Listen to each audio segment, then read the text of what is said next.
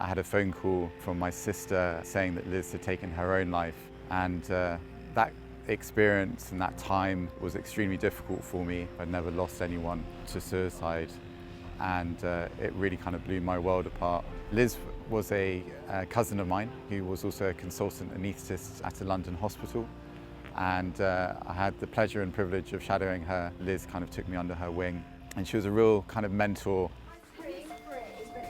After Liz's death in 2016, Dan created the charity UOK Dock. It provides an outlet for doctors across the country to talk about their mental health. It's a place where they can talk about their days, relate to each other, normalise what they're feeling, and then go on with their next day. Liz's sister Kate also now helps doctors with their mental health and trains medics in suicide prevention. If somebody's saying they're feeling suicidal, it's not to say, well, you're just attention seeking. They're not, they're in pain. That's one of the things we need to change for doctors, that there is help out there, but we need to get people to ask. I know she'd be incredibly proud of him, as am I. It's kind of, he didn't need to do any of this. It's acknowledging that everybody's vulnerable, everybody can be vulnerable, and doctors are no different. A study of 4,000 doctors at the start of 2021 found 58% had anxiety or depression. We always really want to care for our patients, but we're not going to be able to care for our patients if we can't look after ourselves. And I think now more than ever, especially as the second wave of the pandemic starts to subside, we really need to look at ourselves, look at our mental health, look at our well-being. UOK Dock hosts a 24-hour helpline and runs online huddles for doctors to seek support.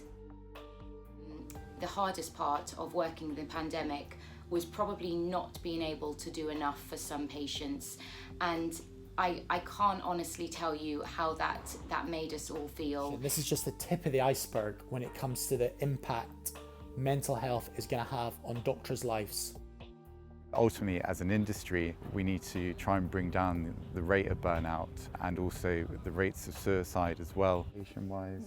According to the British Medical Journal, doctors have a higher rate of suicide than the general population. In fact, it is estimated that a doctor dies every 3 to 4 weeks in the UK from taking their own life. One of the things about the charity is it's very clear how under-resourced and in some ways ignorant of the need for well-being and mental health resources for doctors. So the charity is very much about beginning a conversation, beginning to normalise some of the inevitable emotional consequences of what they have to do day to day.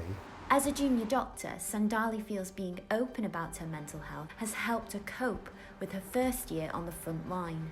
I think the only way I could really describe it as emotionally draining in many ways, like just seeing the high turnover of people that were just passing away, whether that was in A&E or on the ward. A lot of my colleagues, there'd be some night shifts where we'd meet up together and they say, oh, I certified about 4 deaths this evening, which is difficult for anyone to cope with.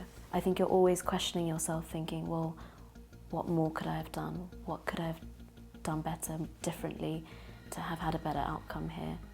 And even if the answer is, actually, there's nothing more that could have been done, I think we all tend to beat ourselves up about it. We're uniquely vulnerable. We see a lot of very emotionally taxing things, people dying, people suffering, and people who are very emotional about the health difficulties that they're going through. It's quite lonely, and I've experienced a bit of anxiety because of that.